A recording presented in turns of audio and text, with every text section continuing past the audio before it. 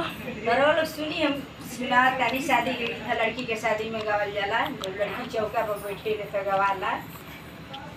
घरों लोग सुनी बसवा के जरिया सुंदर लिया रे जमली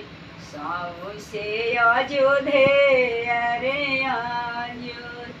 सौसे अयोध्या रे आयोर सुंदरी धियावा चौक चढ़ी रे बैठ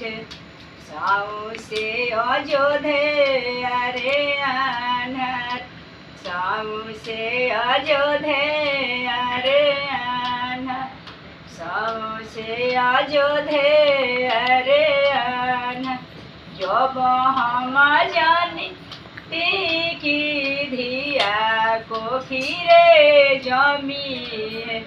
ओरिया तर गाँव तीन सिहोरत ओरिया तर गाँव तीन सिहोरत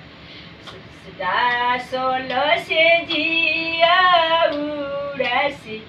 बलू रे दीती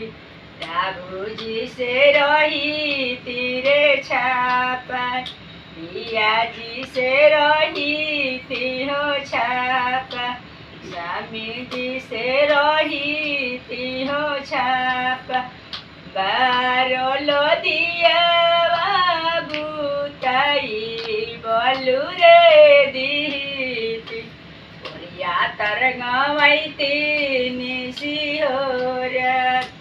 ओरिया तर गवाई तीन सिहोरत ओरिया तर गवाई तीन सिहोरत।